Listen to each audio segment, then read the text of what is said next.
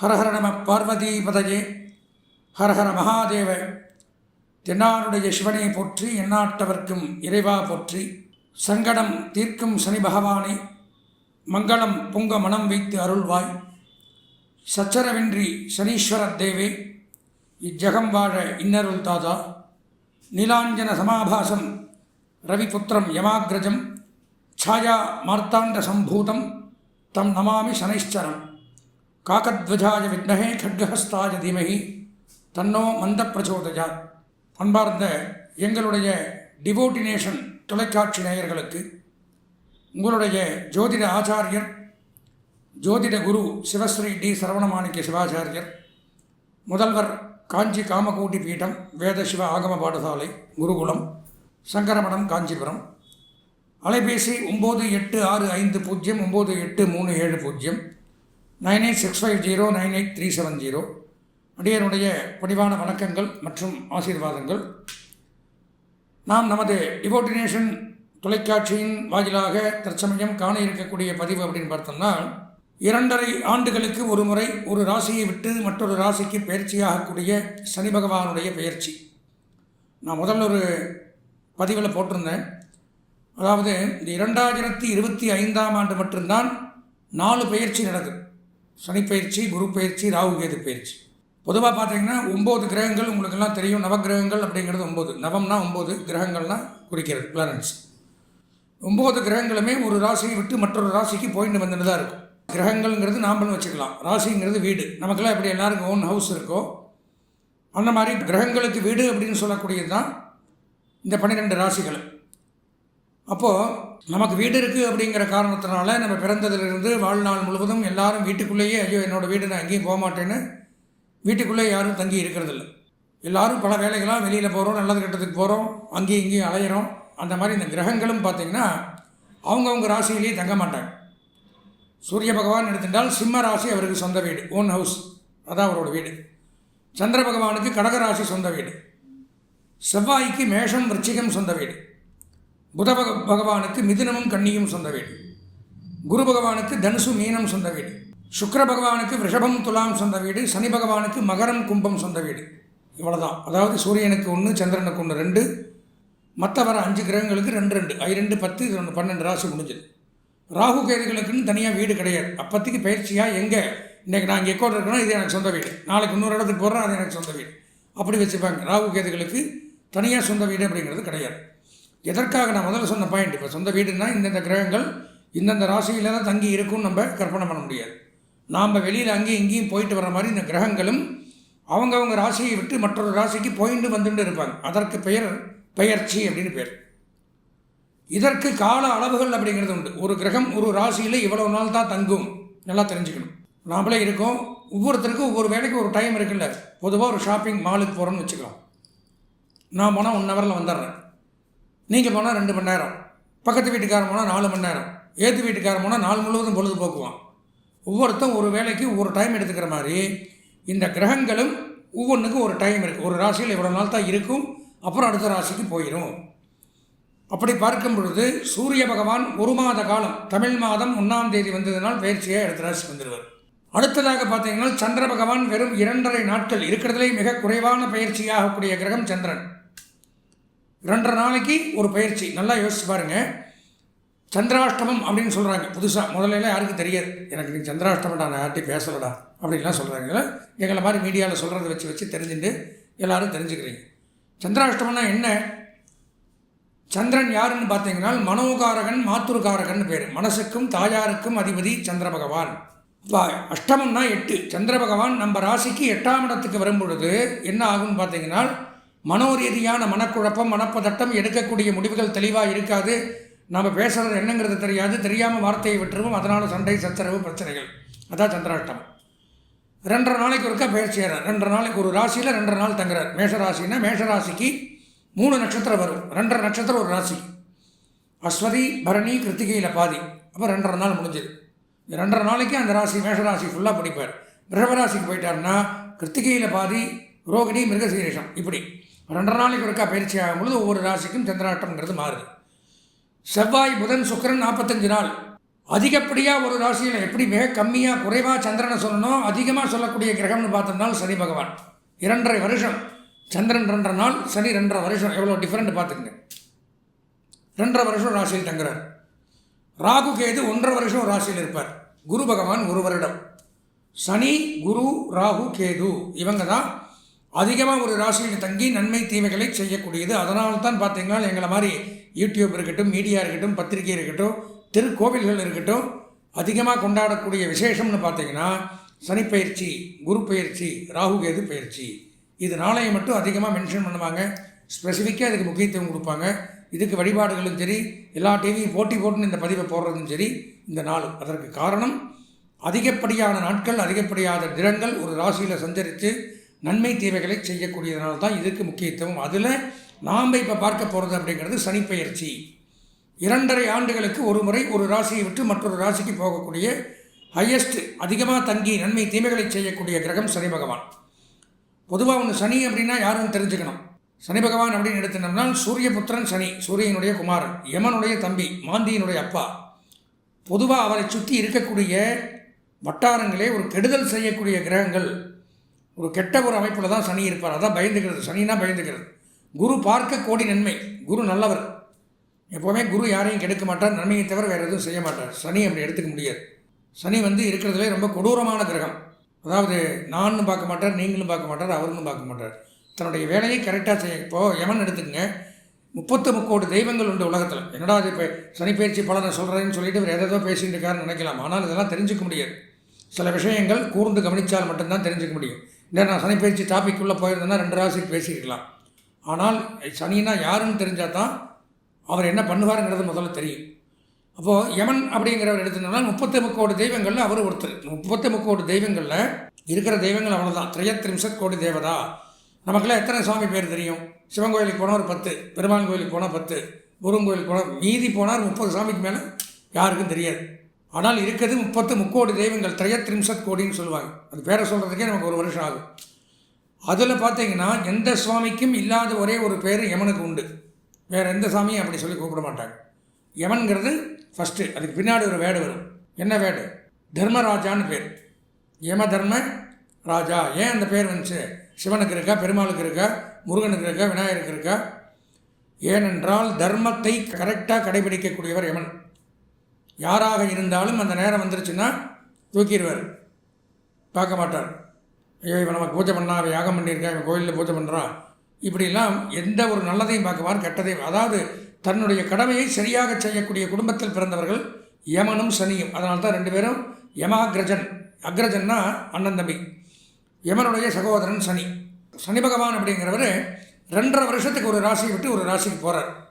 பயிற்சியாகி கடைசி 2.5 வருஷம் அப்படிங்கிறது சனி பகவான் 7.5 சனி அப்படின்னு சொல்கிறாங்க. 7.5 சனினா என்ன? 7.5 வருஷத்துக்கு ஒருத்தனை பாடாப்படுத்தக்கூடியவர். எப்படி அப்படின்னு பார்த்தீங்கன்னா 3 ராசிக்கு 2.5 வருஷம் இப்படி வச்சுக்கணும்.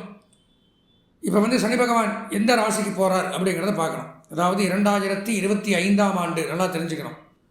2025ஆம் ஆண்டு மார்ச் மாதம் 29ஆம் நாள், பங்குனி மாதம் 15ஆம் நாள் சனிக்கிழமையன்று சனி பகவான் கும்பம் ராசியிலிருந்து மீனம் ராசிக்கு போகிறார். இதுதான் பயிற்சி, நல்லா தெரிஞ்சுக்கணும். அப்போது மகரம் அப்படிங்கிறத விடுறார். மகரத்தை விட்டுட்டு கும்பத்தில் கடைசி 2.5 வருஷம் மீனத்தில் போய் உட்கார்றார். மீனம் ஜென்மம், அடுத்ததாக பிடிக்கிறது மேஷம். இப்போ 3 2 யாராக இருக்குன்னு பார்த்தா மகரத்தை விட்டுறார். கும்பம், மீனம், மேஷம். மீனத்துக்கு ஜென்மச்சனி, புரிஞ்சுதா? கும்பத்துக்கு கடைசி 2.5 வருஷம், இவருக்கு 5 வருஷம் மீனத்துக்கு, மேஷத்துக்கு 7.5 ஆரம்பம், புரிஞ்சுதுங்களா? இப்போ கும்பம், மீனம், மேஷம் இவங்க 3 பேரும் 7.5 சனியில் பாதிக்கப்படுறாங்க. விரிவாக சொல்கிறேன், அந்தந்த ராசிக்கு சொல்லும் பொழுது என்னென்ன பலன்கள்ங்கிறத சொல்கிறேன். இதுதான் சனியினுடைய 7.5 நாட்டு சனின்னு சொல்லுவாங்க. இதில் மங்குச்சனி, பொங்குச்சனி, பாதச்சனி, அஷ்டமச்சனி, அர்த்தாஷ்டமச்சனி, விரயச்சனி, கண்டகச்சனி, காரகச்சனி, மாரகச்சனி, ஜென்மச்சனி, வாக்குச்சனி, வாகனச்சனி, சரீரச்சனி, பாதச்சனி, இப்படி நிறையா வித்தியாசங்கள் இதில் இருக்குது. இதில் எந்த நிலைமையில் நமக்கு இருக்கோ அந்த பலன்கள் சனியை பொறுத்த வரைக்கும் நல்லா தெரிஞ்சுக்கணும். 3 ராசிகளுக்கு மட்டும்தான் நன்மையை செய்வார். மொத்தம் 12 ராசி எல்லாருக்கும் தெரியும். மேஷம், ரிஷபம், மிதுனம், கடகம், சிம்மம், கன்னி, துலாம், விருச்சிகம், தனுசு, மகரம், கும்பம், மீனம், இப்படி 12 ராசி. இதில் 3க்கு மட்டும்தான் சொன்னது சனி எப்போவுமே நல்லது பண்ணுவார் 2.5 வருஷத்துக்கு. மீதி 9 பேரும் கஷ்டப்பட்டு தான் ஆகணும். ஏதோ உங்களை திருப்திப்படுத்தணும், இந்த சேனல் பார்க்குறவங்க சந்தோஷமாக இருக்கணுங்கிறக்காக மற்ற சேனல் மாதிரி 12க்குமே ஆகா ஓஹோ டாப் இப்படி வருவேன் அப்படி வருவேன் கோடீஸ்வர யோகம் விபரீத ராஜ யோகம் தொட்டது துலங்கும் அப்படியெல்லாம் போட முடியாது. பொய் பேசுகிறங்கிற அவசியம் கிடையாது. என்ன இருக்கோ அதை நீங்கள் தெரிஞ்சினால் மட்டும்தான் வருமுன் காப்பாற்றிக்கிறது. டாக்டர்கிட்ட போகிறீங்க, உனக்கு இந்த இடத்துல வியாதி, இதை நீ இந்த ட்ரீட்மெண்ட் பண்ணி இதை சரி பண்ணிக்கோன்னு சொல்கிறவன் தான் உண்மையான டாக்டர். அதெல்லாம் ஒன்றும் இல்லை, 2 மாத்திரை தரேன், சாப்பிட்டா சரியாயிடும், 4 நாள் இருப்பான் போயிடுவான், இப்படி சொல்கிறதுக்கு டாக்டர்கிட்ட போகணும், பிரயோஜனம் இல்லை. நிறைய பேர் அதைத்தான் விரும்புகிறாங்க. நமக்கு நல்லதாக சொல்கிறாரு, அவர் டிவி மட்டும் பார்ப்போம், நல்லதாக சொல்லவே நடக்குமா, அது இருக்கிறது தானே சொல்ல முடியும். இன்னொரு விஷயம் தெரிஞ்சுக்கணும், நாங்கள் சொல்கிறது அப்படிங்கிறது முழுக்க முழுக்க என்னுடைய கருத்து கிடையாது. 18 சித்தர்கள் கேள்விப்பட்டிருப்பீங்க. அதில் ஒரு சித்தர் புலிப்பாணி சித்தர்னு பேர். பல 1000 வருடங்களுக்கு முன்பு வாழ்ந்தவர்கள் சித்தர்கள். பழனியில் பார்த்தீங்கன்னா பழனி தண்டாயுதபாணி சுவாமியை பிரதிஷ்டை பண்ணவர் போகருங்கிற சித்தர். இந்த மாதிரி நிறையா இருக்கார். போகர், பாம்பாட்டி சித்தர், அகத்தியர், இந்த மாதிரி நிறையா முனிவர்களும் சித்தர்களும் அந்த காலத்தில் ஏது கம்ப்யூட்டராவது கால்குலேஷன் ஆகுது.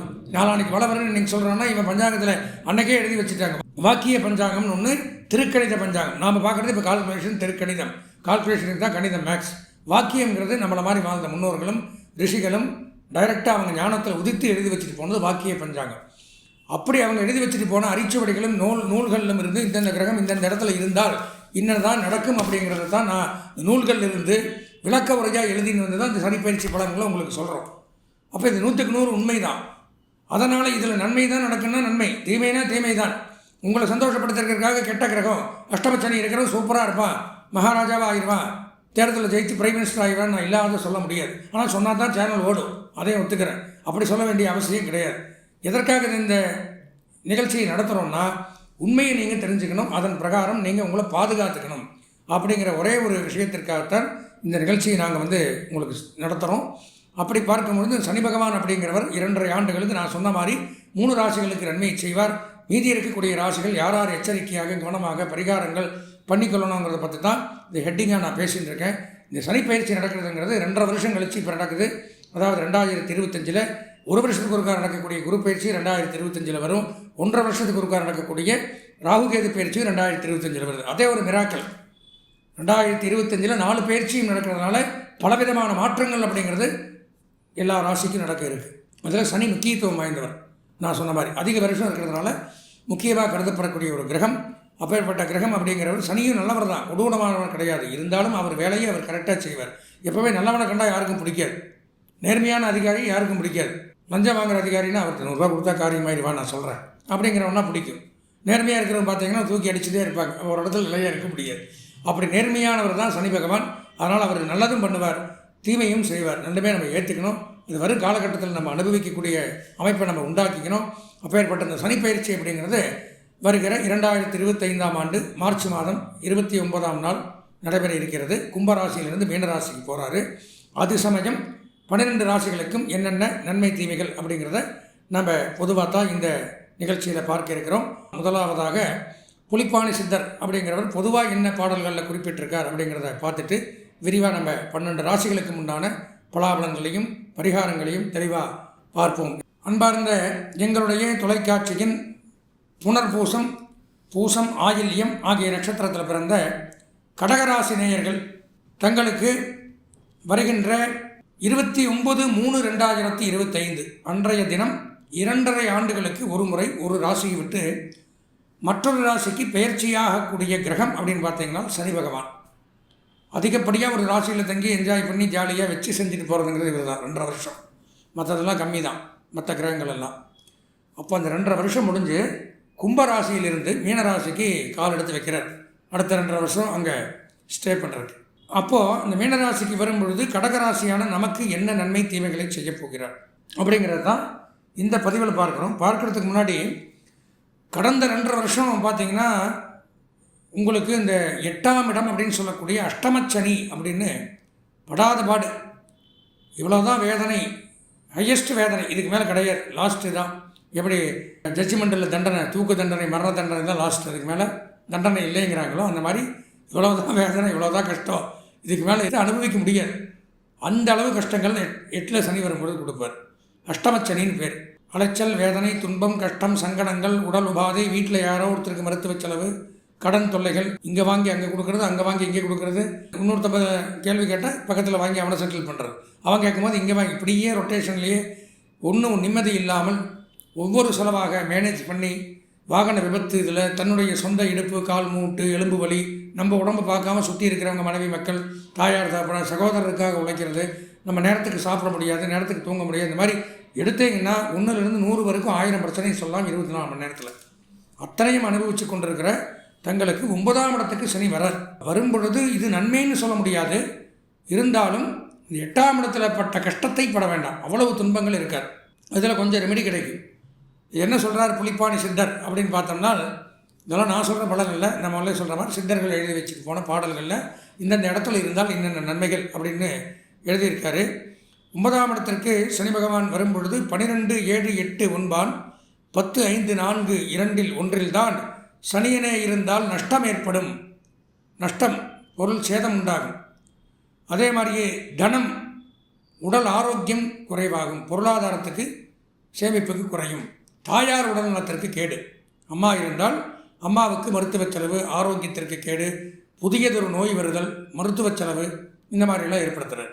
அதே மாதிரி பார்த்திங்கன்னா காவல்துறை, இராணுவம், பாதுகாப்புத்துறை, சிறைத்துறை இதில் எல்லாம் பணியாற்றக்கூடியவர்களுக்கு நன்மைகளும் ஏற்படுத்தக்கூடிய விதமாக தான் இருக்கார். கடகராசியில் சனி பகவான் 9ஆம் இடத்திற்கு வரும்பொழுது பாக்யஸ்தானம்னு பேர். இப்போ அந்த இடத்துல நன்மைகள் சற்று கூடுதலாக நடக்கக்கூடிய அமைப்பு அப்படிங்கிறத ஏற்படுத்துகிறார். அதே மாதிரியே பார்த்திங்கன்னா தன் அறிவால் முன்னேற்றத்தை அடையக்கூடிய அமைப்பு. ஏன்னா கடந்த 2.5 வருஷம் பார்த்திங்கன்னா 8ஆம் இடத்துலேருந்து தன் அறிவே, நான் சொன்ன மாதிரி தன்னுடைய சொந்த ஜாதகமே, சொந்த அறிவே நமக்கு மோசத்தை கொடுத்து வந்திருந்தது. அந்த தன்னுடைய அறிவால் உயர்வையும் பெறக்கூடிய அமைப்பை 9ஆம் இடத்துல கொடுக்குறாரு. நல்ல இதுக்கு என்ன அர்த்தம்? நம்ம அறிவை கரெக்டாக யூஸ் பண்ணி முயற்சி பண்ணி நம்ம அதில் ஈடுபடுத்தினோம்னா நல்ல இடத்துக்கு போகலாம். அது நம்ம முயற்சி பண்ண மாட்டோம், நம்ம தான் சோம்பேறித்தியாச்சு. சோம்பேறித்தனமாக கொண்டு வீணாக நம்ம அறிவை தேவையில்லாத இடத்துல யூஸ் பண்ணும் பொழுது நன்மை அப்படிங்கிறது நடக்காமல் நம்மளே நமக்கு இடையூறுகளை ஏற்படுத்திக்கிறோம். நல்லா யோசித்து இதைத்தான் பண்ணணும், கரெக்டாக சிந்திக்கணும், கரெக்டாக செயல்படுத்தினோம்னா நல்லா வரலாம். அந்த மாதிரி அமைப்புங்கிறதையும் போட்டிருக்காரு.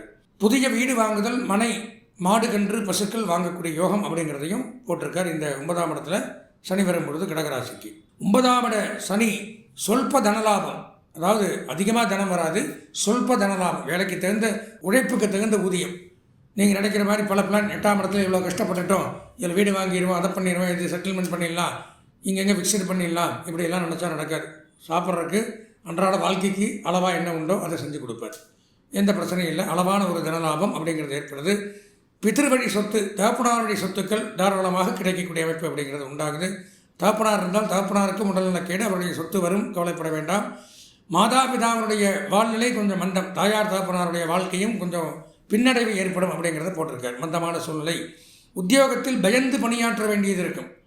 நம்ம வேலை செய்கிற இடத்துல பயந்து பணியாற்ற வேண்டிய அமைப்பு அப்படிங்கிறது உண்டாகுது. வியாபாரத்தில் போட்டிகள் அதிகரிக்கும்.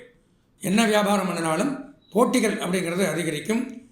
எடுத்த காரியத்தில் அடுத்தடுத்து தடை உண்டாகலாம். கஷ்ட நஷ்டங்களும் ஏற்பட்டு அப்படியே நின்றுவிடும். அதாவது நமக்கு நெருங்கிய நண்பர்களே நமக்கு விரோதியாக ஆகக்கூடிய அமைப்புகள். யாரை நம்புறமே அவனை ஏமாத்துறது, கைவிட்டுட்டு போகிறது. இவனை மலை போல நம்பியிருந்தேன் ஏமாற்றிட்டானேன்னு மனம் தாங்க முடியாது. அந்த மாதிரி அமைப்புகளும் ஏற்படும். பங்காளி வகையில் துயரச் செய்திகள் வர வாய்ப்புகள் உண்டு அப்படின்னா தெரிஞ்சுக்க. நம்மளுடைய 10 நாள் தாயாதிகள், பங்காளிகள், அவங்க யாராவது நம்மளை விட்டு பிரிந்து போகக்கூடிய அமைப்பு அப்படிங்கிறது ஏற்படுது.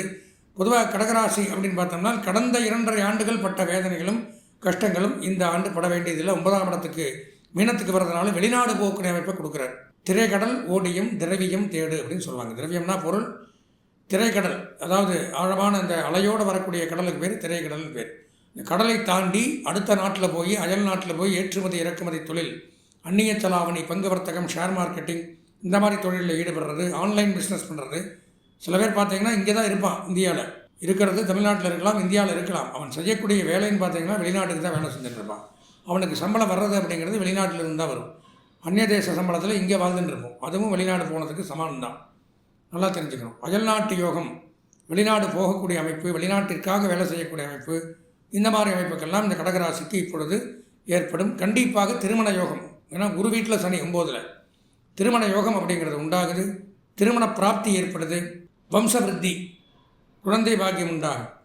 குருவாக குரு வீட்டில் சனி இருக்கிறதுனால பார்த்தீங்கன்னா பியூட்டி பார்லர், இந்த மாதிரி அழகு நிலையங்கள், சலூன், முடித்திருத்தகங்கள், உடற்பயிற்சி கூடங்கள், விளையாட்டு மைதானங்கள், இதெல்லாம் வச்சு நிர்வாகம் பண்ணுறவங்க, நடத்துகிறவங்க, ஹெர்பல் மூலிகைகள், அழகு சாதன பொருட்கள், இதெல்லாம் வியாபாரம் பண்ணக்கூடியவர்களுக்கெல்லாம் மிகச் சிறப்பானதொரு யோகம் அப்படிங்கிறது குருவும் சனியும் சேர்ந்தால், இப்போ வந்து குரு வீட்டில் மீனத்தில், சனி 9ஆம் அதிபதியாக வர்றார், பாக்யாதிபதி. இப்போ இந்த மாதிரி தொழில் பண்ணக்கூடியவர்களுக்கும், நான் முதல்ல சொன்ன மாதிரி பாதுகாப்பு துறையில் இருக்கக்கூடியவர்களுக்கும் மிகச் சிறப்பானதொரு யோகம் அப்படிங்கிறத எடுத்துக்கலாம். இருந்தாலும் ஒரு 50% தான் நன்மை. 50% அவரவர்கள் நான் சொன்ன கெட்ட பலனும் நடக்கும், நல்ல பலனும் நடக்கும். இது நமக்கு இருக்கா அப்படிங்கிறத தெரிஞ்சுக்கிறதுக்கு அவசியம் நம்ம சொந்த ஜாதகத்தை கடகராசி நேயர்கள் ஒரு முறை இந்த பதிவை கேட்டோன்னே இதில் தெரிகிற என்னுடைய ஃபோன் நம்பருக்கு அடிச்சிடணும். சாமி சொந்த ஜாதகம் பார்க்கணும், எனக்கு சனிப்பெயர்ச்சி எப்படி இருக்குது, நன்மையா தீமையா, முடிவுக்கு வந்துடலாம். பார்த்துட்டு சொந்த ஜாதகத்தை பார்த்து என்ன பரிகாரமோ அதற்கு உண்டான பரிகாரங்களை செய்து கொண்டீர்கள் ஆனால் மட்டுமே வரக்கூடிய 2.5 ஆண்டுகளை நமக்கு சாதகமாக நம்ம பயன்படுத்தி கொள்ள முடியும். நாம் இதுவரையிலும் இந்த 2025ஆம் ஆண்டிற்கான சனிப்பெயர்ச்சி அப்படிங்கிற பலாபலங்களை பார்த்தோம். அதாவது நான் முதல்ல சொன்ன மாதிரி தான் சனிப்பெயர்ச்சி பலன்கள் அப்படிங்கிறது, சனி பகவான் அப்படிங்கிறவர் நன்மையும் தருவார் தீமையும் தருவார். நன்மை தரக்கூடிய ராசிகள் 3க்கு மட்டும்தான் எப்போவுமே நன்மை தருவார். தெளிவாக சொன்னோம்னா 3ஆம் இடம், 6ஆம் இடம், 11ஆம் இடத்துக்கு வரும்பொழுது இந்த 3 ராசிகளுக்கு மட்டும்தான் நன்மையை செய்கிறார். மீதி 9 ராசிகள் அப்படிங்கிறது தீமைகளை தான் அனுபவிக்கிறோம். நான் தான் விளக்க உரையோட 18 சித்தர்களில் ஒருவரான புலிப்பாணி சித்தர் பல 1000 வருடங்களுக்கு முன்னாடி எழுதி வைத்த நூல்களை வைத்து தெளிவாக சொல்லிட்டேன்.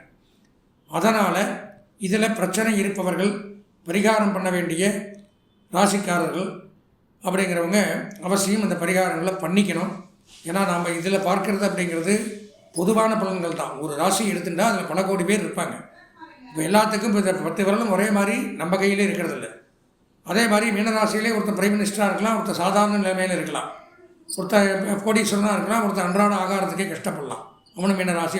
அதை வச்சு நம்ம எதுவுமே சொல்ல முடியாது. அவனுடைய சொந்த ஜாதகம் நாம் பிறந்த நேரத்தில் கணிக்கப்பட்ட நமக்காக உண்டான என்னுடைய ஜாதகம் அப்படின்னு எடுத்துட்டால் எனக்கு மட்டும்தான் பேசும், என்னை மட்டும் வழி நடத்தும், எனக்கு உண்டான நன்மை தீமைகளை அது செய்யும். அப்போது நமக்கு இந்த பயிற்சிகள்லாம் ஒரு பக்கம் தள்ளி வச்சுட்டும் இதுவும் பலன்களை கொடுக்கும். சொந்த ஜாதகத்தில் என்ன இருக்கோ அது கூட இது சேரும். அதில் நன்மை இருந்தால் இதுவும் நன்மையை செய்யும், அதில் தீமை இருந்தால் இதுவும் தீமையை செய்யும். அதனால் நம்ம சொந்த ஜாதகத்தை பார்த்து நன்மை இருந்தால் நன்மையும் அனுபவிக்கலாம், தீமை இருந்தால் தீமைகளுக்குண்டான அசுப பலன்களுக்குண்டான பரிகாரங்களையும் செய்து கொண்டு வரக்கூடிய காலங்களில் நிம்மதியாக சந்தோஷமாக வாழலாம் என்று கூறி இந்த பதிவை பார்த்த உங்களுக்கு அவசியம் ஒரு முறை, ஏன்னா நாங்களாம் எங்களுடைய பாரம்பரியம் எடுத்துட்டிங்கன்னா ஒரு 58வது தலைமுறையில் நான் ஜாதகம் பார்த்துட்டு இருக்கேன். முன்னோர்கள் எல்லாம் பெரிய அறிவாளிகள், வேதாந்த பண்டிதர்கள், ஜோதிடம், ஆகமம், சிவாகமம், வேதம், இந்த மாதிரி ஆராய்ச்சியாளர்கள் ஜோதிடம் ஜாதகத்தை பற்றியெல்லாம். என்னுடைய தகப்பனார் முப்பாட்டனார்லாம் பார்த்திங்கன்னா தனியாக அப்புறந்தே குருகுலம் நடத்தின்னு இருக்கோம். எங்கிட்ட 10-50 மாணவர்கள் இன்னுமே ஆராய்ச்சி பண்ணி படிச்சுட்டு இருக்காங்க. வருஷம் 50 மாணவர்கள் வெளியில் போகிறாங்க.